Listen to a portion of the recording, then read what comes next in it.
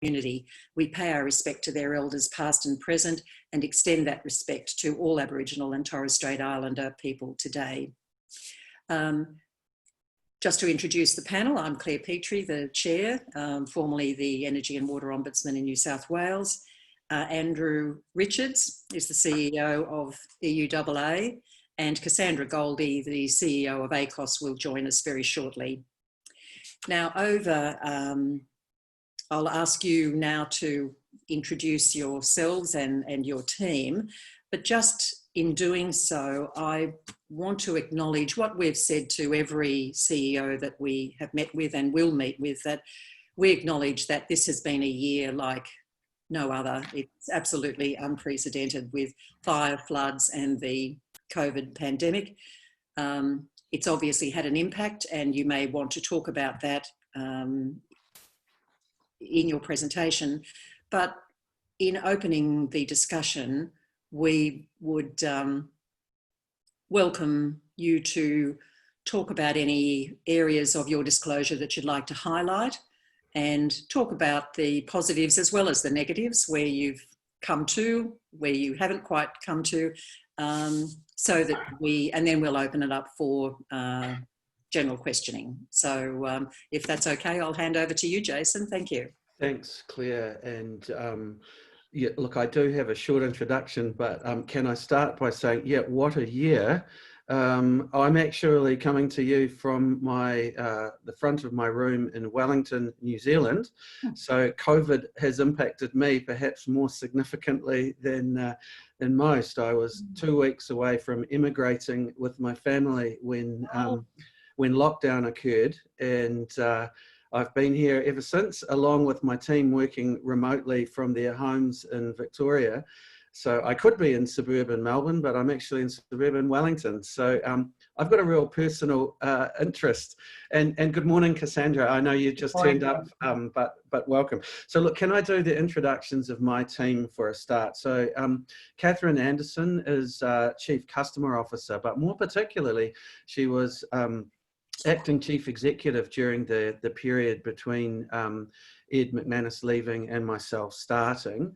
So, and brings a familiarity and a common thread through the disclosure process last year.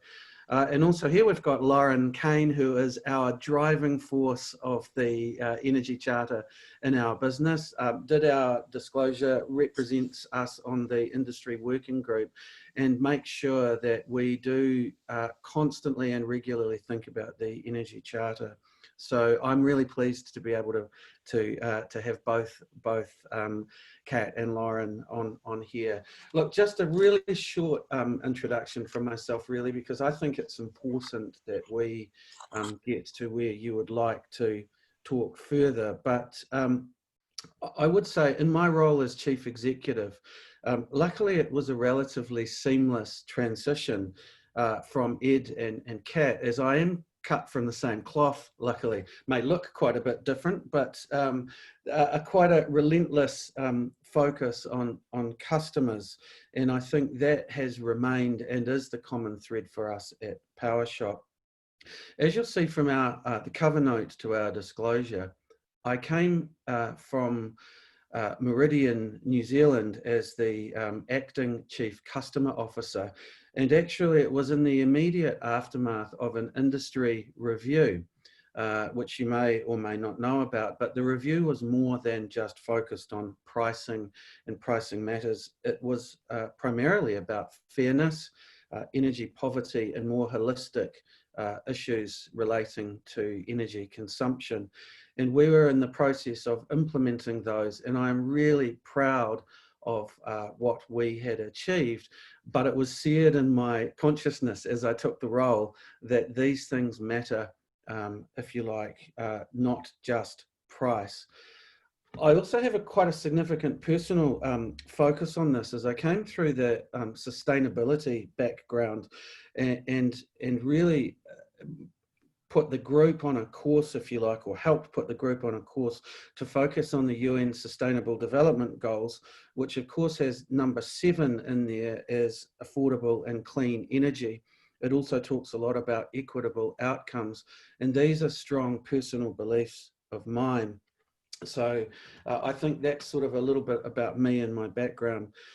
What I would say is in my first interaction with the organisation here in Australia, Kat said the best way to figure out what we do as an organisation is to read our disclosure to this panel last year, which I did. So it is live and alive in our business.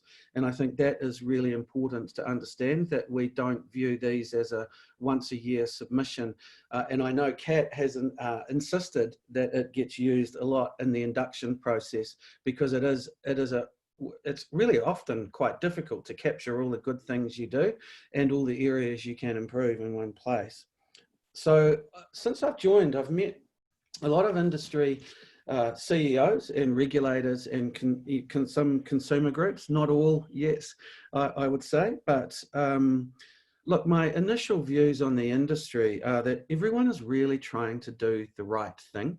I really feel that the industry is trying really hard to work together well to do the right thing, and that they're willing to share and learn together, and particularly through this COVID process. And I would say, you know, as an example, at the last Energy Charter meeting of CEOs, we were able to share our voice of the customer presentation and talk about that as perhaps an initiative for focus for next year amongst the wider industry.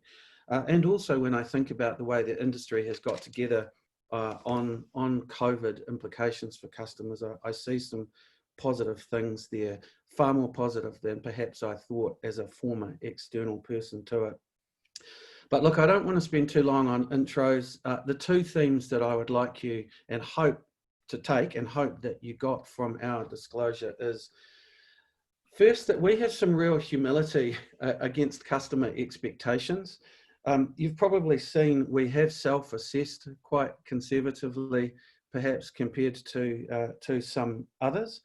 We don't believe we're ever going to be a 5. Customer expectations should always be evolving, and we should always be striving for better. We're never the finished article, and we're certainly never perfect. And we believe that the Energy Charter is our channel for achieving those objectives. So that sort of humility, I think, comes through in the way we self-assess quite subjectively and quite critically. We have quite high standards. The second one is this idea that we really have an empathetic care for our wider community. And by that, I mean not just customers, but staff, you know, customers who are impacted through bushfires, through COVID. And what we see is that customers ultimately are an extension of ourselves. And that goes right from, for example, and we talk about our famous Ben in our disclosure, the hydro ops manager, right through from him to our agents and so on at the real coalface with customers. But one of the things that I would say has been a benefit of COVID is that everyone is using technology, and technology has allowed us to see that point of interaction with customers far more clearly. So one example I would bring to mind, we sort of talk a little bit about these examples in the disclosure, but we're able to digitally capture points of engagement with customers, get their feedback. And so we now send some of those ones where there are lessons learned both ways from an agent and a customer perspective around our executive team, to listen to them, not just by being on the phones, but as a post-event review, and think about, you know, these are the things that our customers are facing. What are we actually doing about it? These are the things our agents are facing. How do we encourage and empower them to do the right thing? And I think that is, as I hope you've seen in our disclosure, the main area for growth, I think, that we have in the coming year is to focus on that. So with that, I'm happy to hand back to you and sort of let you talk through, but I hope that gives you a flavour of where we came from in our disclosures. We enjoyed the process, by the way. A shorter process was helpful for us, and I think Lauren will attest to that. Indeed. Before I pass over to Cassandra and Andrew, you talked about everyone using technology and something coming out of COVID, but would it be fair to say that you have a special customer base in that they are probably pretty digitally active, but there may be whole swathes of the community who are not, and that you're not seeing. Yeah, that's a good point, Claire. I mean, we try and be as digital as possible, and we do have, as you can see from our disclosure, quite an active and engaged customer base that step in and purchase products. I don't know if that makes them any less or greater kind of attuned to needing to engage with their retailer, though. And so I think whilst we might see perhaps some slightly different debt levels, I think our engagement certainly has helped us, if you like, through the COVID process. Our product suite, our technology, and our apps has helped us engage more. But I don't know if per se our customers are any or more less prone to contacting us than perhaps some of the others.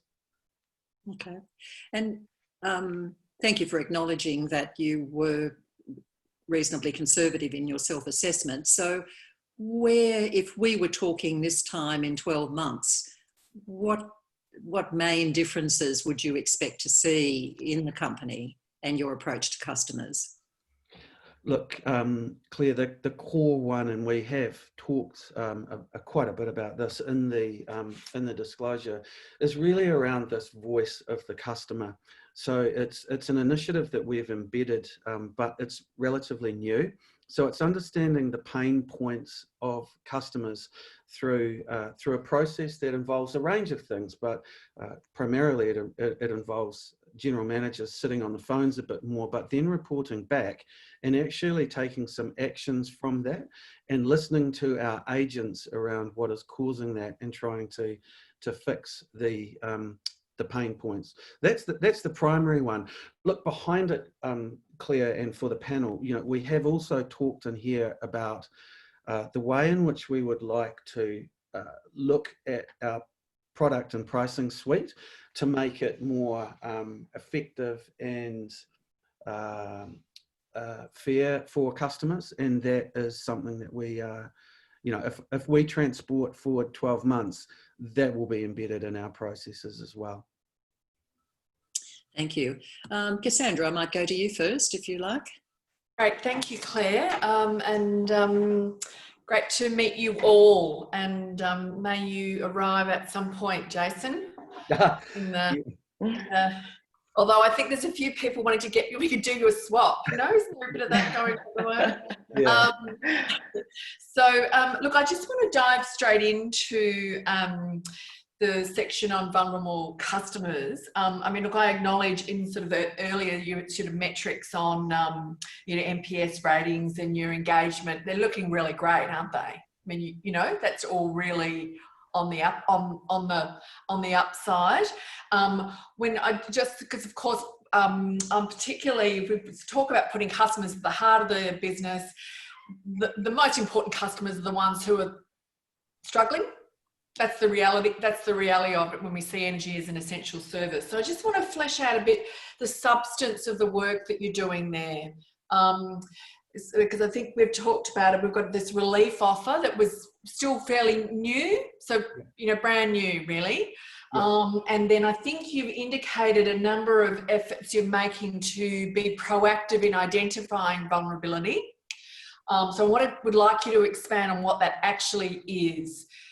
You've got sort of data usage, checking on internal debts, etc. And then the third part of that question is, with the sort of the strength that you've got in terms of being, arguably sort of a nimble technology-based business, energy efficiency is everything for people who are vulnerable and on low incomes, and that looks like that's that's a conversation for you rather than really having taken that on as a potential for you to be a leadership industry. So I just want to ask you to get into those three elements, the sort of the relief offer and where, what progress you've really made there. It's not a lot of people on it by the looks of it.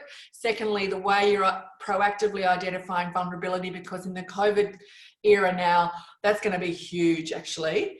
And then the third bit, to expand on the energy efficiency plan, therefore, particularly targeting people who are less empowered themselves to deal with distributed energy, for example, or even basic energy efficiency measures. Thanks. Yeah, good questions, Cassandra. Look, and I'll probably throw some of them to Kat, but can I just start with the relief offer and the way that COVID impacted us in particular? So you will understand that we are weighted more significantly to residential customers than other retailers. So we have less of a small to medium business customer base.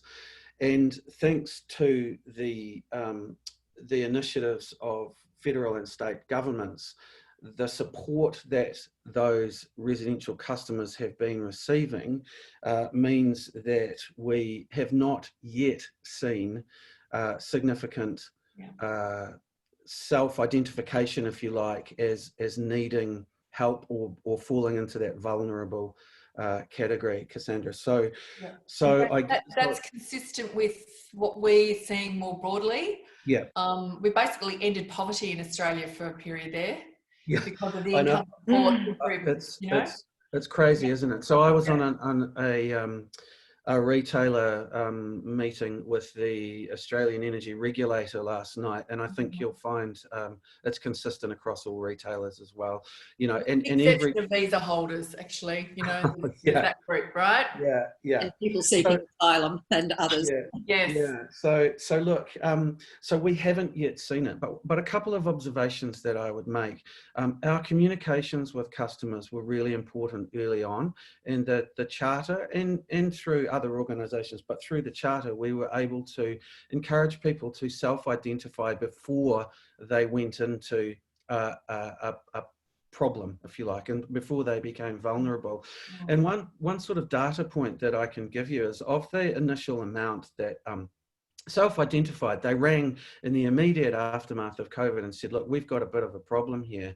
At least half of them were customers that we would normally consider to be our fantastic customers paying in advance.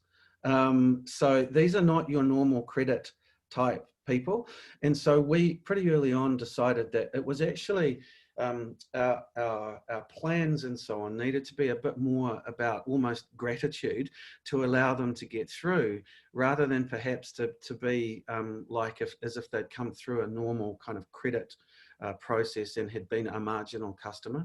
So that was important to note, and we continue to try and seek their input around that identification and so on, but we're just not yet seeing significant numbers of customers either falling behind. Do you have any, can I just ask, do you have any metrics that you're using through data analysis to identify potential vulnerability? Yes, more so in the small to medium business space. So if you look at the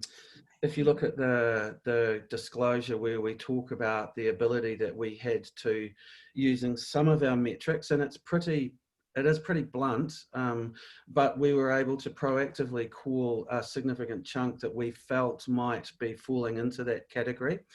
Look, perhaps less so in COVID, but more so in bushfires. We were able to do that through postcode selection, and Lauren and others would be able to tell you that we were able to do that again in quite a blunt way, but quite proactively. But no, the problem, you know, I think it's an industry-wide problem that it's difficult to figure out unless people contact you and engage with you meaningfully around this. There's no way of figuring out those silent ones who are in trouble until they hit it. And that's what we're trying to solve for, I think. Yeah, look, that might be something we can, I'm conscious of time, Claire, of course. Yep. That's one of the systemic pieces of work that we have identified. We identified it in the first round on the charter, that there is analytics, that can be used, to be able to identify where people are getting into trouble.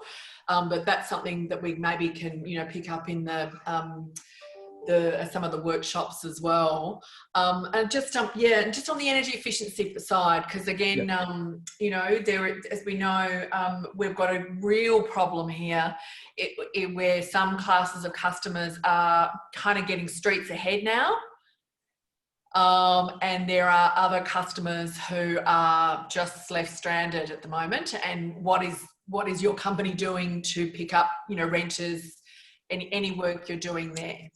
Can I jump in, Jason? Yeah. Hi, Cassandra. So I just want to touch on maybe just 2 examples. By the way, I think I wish we could just employ you and get your brain on some of these issues, because I must admit, for Powershop, a lot of these kind of the approach to vulnerable customers as we've grown has been less formalized and very personable. So probably for us, you know, really understanding how we formalize that. I was actually, I gave birth to my daughter the day they announced the state of emergency. So I was lucky in a way that I missed the entire COVID process and came back into work and went, oh, wow, okay, a lot's changed. Just in the context of the efficiency piece, I don't know if you've ever seen the Powershop app, but basically every day our customers can see what they're using and how much it's costing them. And for us, that's a real baseline step into starting those energy use, starting that kind of usage connected to cost conversation for customers who don't have the kind of capability to go, oh, let me kind of refurb my house or whatever it might be. At least helping them go through that educational piece of, if I've left my air conditioner on overnight, it's impacted my energy bill by $4.18, and I need to understand that. So our app, which has always been there and a lot of people do have now, is kind of like that first line of defense for us and a way to start the conversation. What the Energy Charter inspired us to do from last year was create this usage specialist role, which is out of our contact team, which is basically someone who's dedicated to talking people through the impact of usage on cost. And I think COVID brought that forward in terms of, we started seeing these huge spikes in people's usage, of course, as they're at home. And that was the obvious data point where we could start talking to people about the impact of usage on cost. Now, whether those people would go on to become vulnerable is the piece that we haven't done of that puzzle. We've done the piece of, oh dear, you're about to get a bigger bill, we need to proactively contact you. I think the next piece is, oh dear, what if you actually get to the point 3 months down the track where that's still happening for you and you're getting further behind and you're not telling us? So Lauren might be better kind of positioned to answer that, but I think that's probably the next piece for us now is, you know, we've laid the foundations for education, we've laid the foundations for noticing. Probably what we need to do is lay that foundation for, if you really don't tell us, you know, how do we tell you? So I'd say that's probably the next piece in the puzzle for us. But Lauren, I'm not sure if you have anything to add. You're much closer than all of us. Yeah, I think probably the only thing that I'd add is I think one of the things we acknowledged that probably this area is where we need to work on the most and where we'd like to concentrate the most, particularly now in the current environment. And there's a couple of ways that we're doing that. So, and we said this in the disclosure, we're going to participate in some joint research with Gemina to try and anticipate some of the issues that are going to start arising as things change, as policy and support from the government changes, to make sure that the processes and products that we design to help customers stay out of vulnerability, and also those who are already in it, really meet the needs of those customers. So that's one really important way, and I think it's really important that it's a joint effort as well across industry and not just Energy Charter participants either. The other way is better working with the amazing work that organisations like Kildonan and Thriving Communities do, particularly around the access to energy efficiency information for vulnerable people, because they already know what needs to happen. We can lean on them really heavily to make sure that our vulnerable customers are getting access to that. So they're the two areas that are immediately being worked on at the moment. So that will help our vulnerable area. And look, I'd just add to that, we often always think about vulnerability in terms of, you know, the vulnerability of ability to pay, but I'm also really proud of the other aspects that we attach to that. Like I've seen firsthand our domestic violence policy applied in the way we treat customers that would otherwise be be full foul of our credit processes, and to see it live and in action and embedded is actually quite powerful, and that's something I'm personally quite proud of as well. Yeah, no, I saw that, Jason, and thank you for, you know, it's part of this charter process is, you know, it's acknowledging where the work needs to be done next and really fleshing it out. And that's Claire's opening question about where do you want to be in 12 months, to kind of go, you know, where the hottest issues are. And I just think in this context, as the supports come off in the COVID context, this is going to be huge. And, you know, and so as I say, companies like yours who do have the ability, you know, to arguably move, you know, reasonably quickly on a few things, it would be great to see. So just encouraging you on that research partnership with, you know, that's the sort of systemic analysis we're going to need, I think. Thanks, Claire. Hey, thanks, Cassandra. Andrew. Yeah, thanks, guys. I think Powershop are recognised as a great innovator in this space, and we've obviously got a good partner in Meridian as well. And you're doing a lot internally. I guess my first question is, how are you integrating the charter principles amongst your supply chains and people that you come into contact with, both these subcontractors or whatnot? And in particular with Meridian, who is also a developer, are the charter principles being applied in the way that they go about developing new projects in communities and the approach in those communities? So it's one, your supply chains and contractors and subcontractors, how it's been applied there, and how it's being applied, secondly, with Meridian in their development activities. Sure, Andrew. Let me just start with the second one. And I think we do talk a little bit about one of the proud moments we had was the embedding of the charter in our hydro sites. Now, that's not sort of per se an asset development, because they're actually there and existing, but it goes to show we don't just see it as it's all about the exec team, the person on the working group, and the people on the phones. This is an end-to-end thing for us. Now, partly that's driven by me, partly that's driven by the exec, but I think what you can see is that when Meridian is out there looking for assets, that our expectation would be that the charter principles are developed and used in the development of assets, and certainly the people that are involved in it have been workshopped is such an awful term, but you know, they understand what the principles are and how they should be applied. So I've got personal confidence on that point of it. I think the one around our suppliers is probably an area that we could work on a little bit. Our procurement, the chain through our procurement aspects is an area of focus for us, not just in a charter sense, like, you know, understanding in that broad holistic sustainability, what our suppliers are doing is very important. And I think perhaps we don't explicitly draw out the charter principles, but we perhaps more generally and more broadly draw them out through broad sustainability under, you know, requirements to understand, you know, how are they treating their customers, how are they treating their people, you know, and all of the stuff that we actually now have to do by law through modern slavery and all that kind of stuff. But I think, Andrew, to your point, we don't formalise that, or we haven't yet, and I think it's probably an area we could look at doing. I might just sort of ask, you know, Lauren and Kat, because they might know a little bit more about the cold face on that than me. Thanks, Andrew, for the question. I just felt a really big item go on my to-do list. So Yeah. I think that was it's a really good question. I think our effort for the Energy Charter has been embedding it probably still with the frontline teams, communities, customers. So applying the lens across our supply chain is an awesome challenge. We definitely have the basics in place, but you know, I know it's something we've always wanted to do, is how do our suppliers, what's their sustainability policy, et cetera, et cetera. So cheers, Andrew. Big item. So yeah, sorry about that, Kat. No, it's good. It's good. You guys use, We're here for.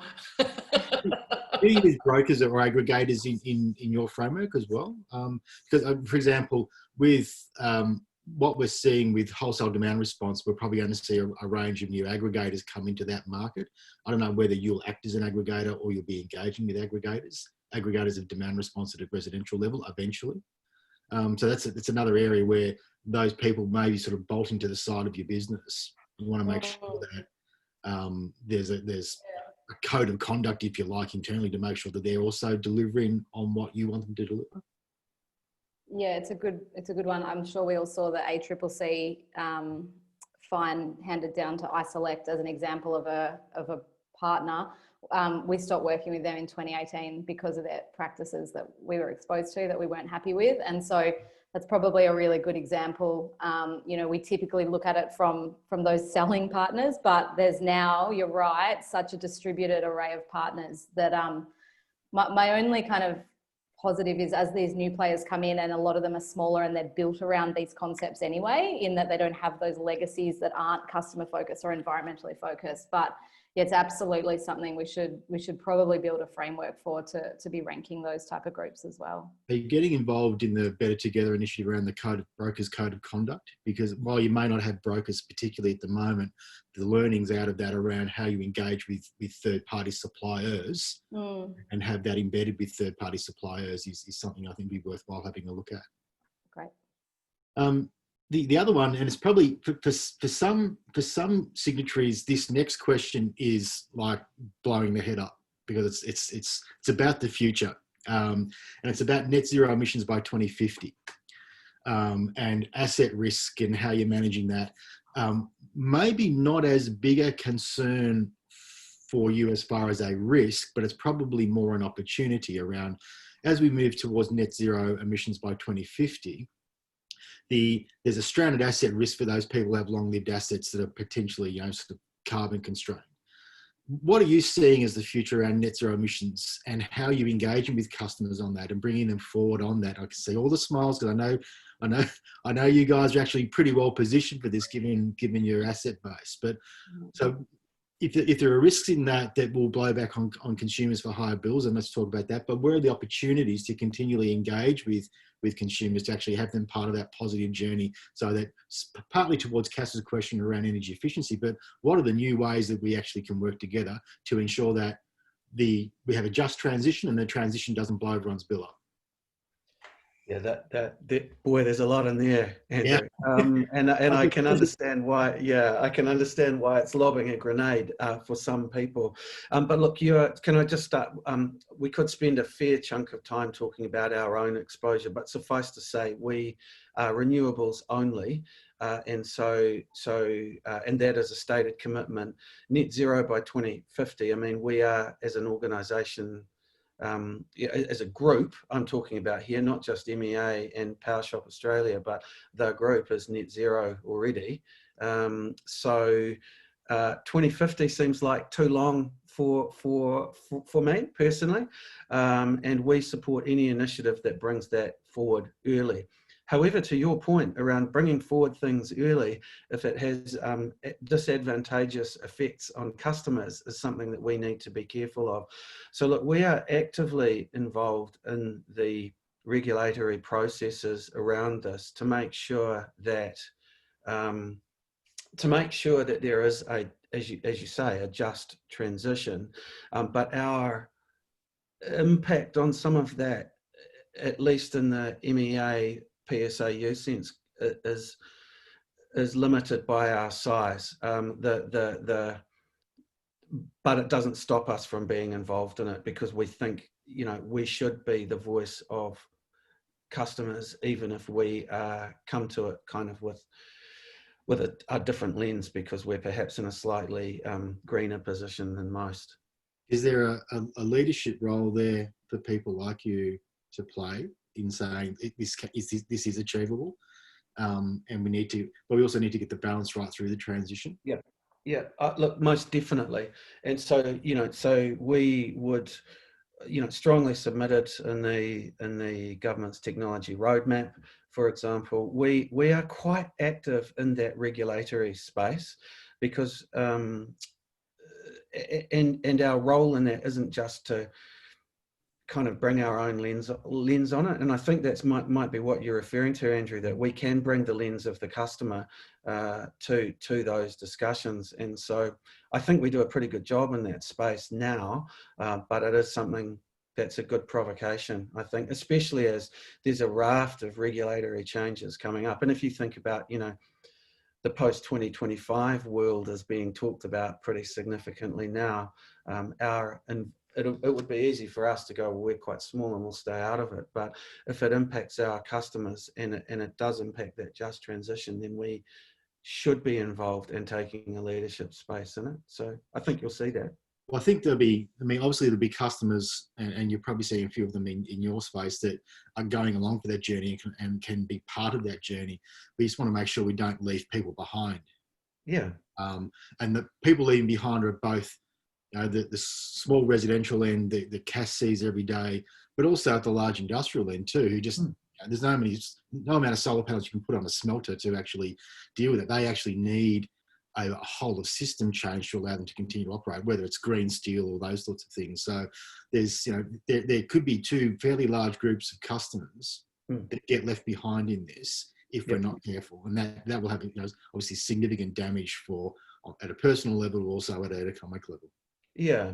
Having said that, Andrew, the other sort of overlay to that, though, is we know a significant part of the customer base at both ends of the spectrum, corporates and individuals, are very, very interested in green matters. And so balancing, you know, the renewable economy versus the transition is a real challenge, and it's one that we should be a part of. Yeah. Thank you. Jason, if I could go from the quite major issue to a couple of questions that are possibly a bit more basic. You talked about a project to develop simpler bills. Yeah. And I know that the development of apps is really important and gives customers a lot of information, but for most customers, the bill is the main communication between you and them. That's the letter that tells them about what they've used and how much it's cost, etc. And I must say, I've been frustrated for years and years about what a complicated piece of real estate a bill can be. And I appreciate that some of the requirements are external, that you're regulated to put stuff on the bill. But I think simpler bills would be wonderful, but I'm just interested in how you're planning to go about that.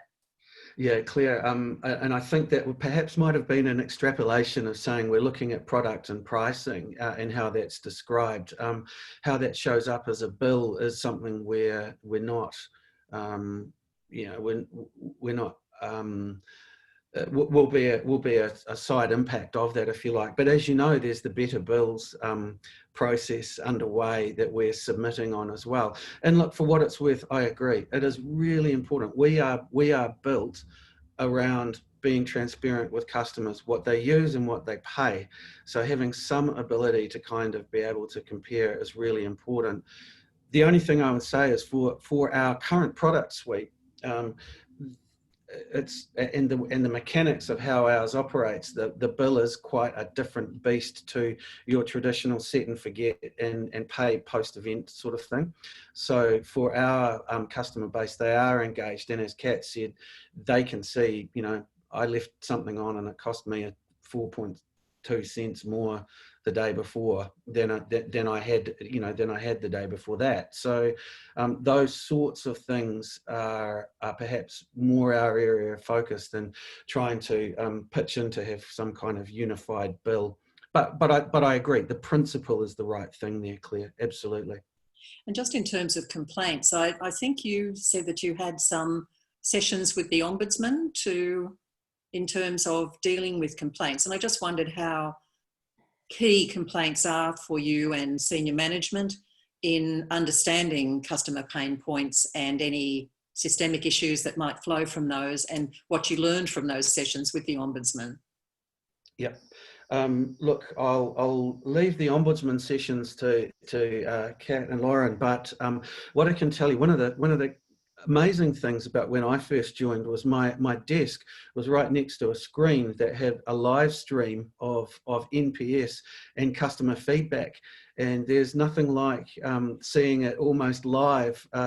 When you see someone give you a red number, I won't tell you what number it was and tell you why, you know, that stuff is important. So putting the Ombudsman engagement to one side, it is visible to our entire organisation when we're in the same building, that, you know, of where customers' pain points are. In terms of the Ombudsman stuff, Kat and Lauren, I might just leave that to you, as I think that might have been just before I joined. I can Yes. answer that one. Oh yeah, go Lauren. Sorry. Just specifically with the Ombudsman, we've always and continue to work really closely with them to make sure that when things do make it to the Ombudsman, that the outcomes are as fair and quick as possible for the customers. And so that's something we've really concentrated on and ensure that we continue to do. So we have, you know, staff working with them closely. In pre-COVID world, they would travel to the various ombudsmans, but now COVID land, we spend a lot of time with them digitally to make sure that we work really hard to ensure better outcomes in those areas. There were two examples that we actually didn't end up including in the disclosure just due to the page limit that came directly from the complaints process, and they were both around moving house and the ease and ability to be able to do that, which we've been able to improve. And the second was improving our access to adding a concession to your account, and that's actually not in this reporting period, but next reporting period we'll be able to show you how much we've improved in that area and making that a much better process for customers and for agents in the back end to make sure that the whole experience is really smooth. So it's something that we're really concentrating on at the moment to make sure that we're listening to the things that customers are telling us when we don't do it right. Okay. How have you found, have you been actively involved in the Better Together initiatives with the other companies, and how have you found that, given that, you know, you've had quite a different business model and perhaps have stood a bit aside from other companies in the way that you approach customers?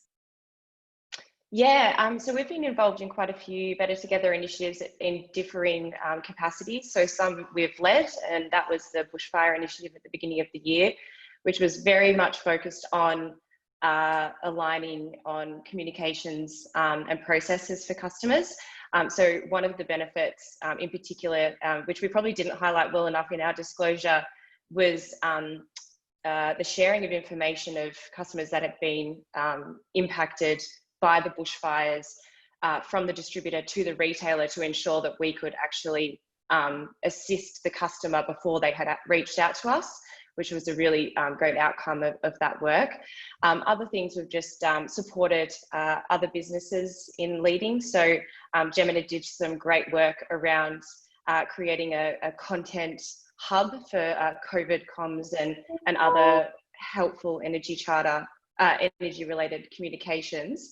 And they've done a fantastic job of that. So we helped ensure that we've got that up and running. It's actually available on the Energy Charter website now and shared and available. There's translated energy information on there and things like that. So the Better Together initiatives are fantastic, and I think the best outcome of the Energy Charter really, because it's where the action happens and where you get the outcomes for customers. And look, the last question, given that we're run out of time, is if you were sitting on our side, what would you think we as a panel, the couple of main things that we should address in our report this year from your perspective? Sorry, do you mean specifically about Powershop? No.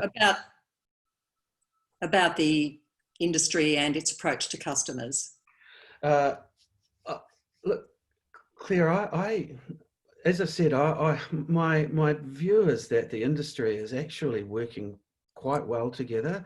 They're actually trying really hard to think about customers and put them first and abide by the principles of the Charter. So I would think it's more evolution rather than revolution. I can't speak for all of the other organisations on the Charter, but I would have thought it's about embedding the processes and the principles that put the customer front and center. That might vary from organisation to organisation, but I think the acceptance that it's it's a journey, and perhaps I hope you'd like to think we're marginally better than last year, and next year will be even better. Jason, do you think, maybe pitching in a different way then, is there a rule change or a change of regulation that you think would be appropriate to help that evolution or that revolution, that evolution? Are there systemic things sitting in the way of that stop you from doing a better job for consumers? No, I don't think so, Andrew. And that's really interesting timing question, given the AER meetings this week just been. I think COVID has, and its impact has changed the industry, and there will be some things in there that will, the new normal will look a bit different. And I think so. There'll need to be some. Need to be some rule tinkering around the edges. But I personally, I think if I could think of the one area where actually better engagement as an industry would lead to better customer outcomes, it would still be the point of inflection between networks and retailers. And if you look at that, even during COVID, the network E&A process was separate to the charter statement, to the AER statement of expectations, and so on. It would have, and I get there are a whole bunch of reasons as to why that is, but look, I think better working together between network companies and retailers is important. So some tariff co-design might be an area, you think? Or? Look, it could be, Andrew. I think, but when you're thinking about dealing with vulnerable customers, like it's not, for example, it's not just a retailer issue, and that is, when you think of the makeup of a bill, it's multiple components. We're just the ones who collect the money, if you like, for everybody else. And I still feel there's an opportunity to get better there. But that's one thing that the Energy Charter has got that other organisations don't. I mean, it's got distributors and retailers in it. And the work that I see and the massive opportunity I see around connecting that is means we're big supporters of the Charter. Like everybody's going like this, Jason. Everybody goes like that, your responsibility, and we've got very vulnerable households and businesses in the that don't actually get the change we're needing. Can I just, Claire, do you mind? I just want one more quick thing. We'll need to be very quick, and then a quick reply. I'm sorry, we're out of time. On the governance front, as a company that prides itself on having a strong environmental focus, we are really wanting to bring together the equity issues, the people side, vulnerability, etc. Do you have that expertise in the governance structure of the business? Yeah, definitely. In terms of social policy? Yes, absolutely. Well, yes. Do you mean in terms of the influencing of regulating, or the way we think about it and develop ourselves to address that? In terms of your board, executive structures, that kind of thing. Absolutely.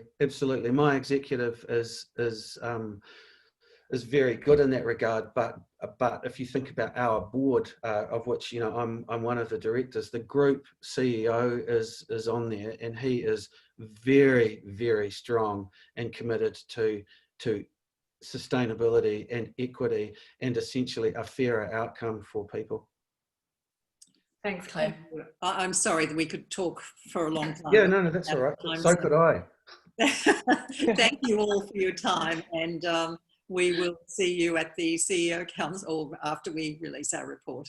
Yeah, thank you very much. Thank you, everybody. We really appreciate it. Thank you. Goodbye. Bye.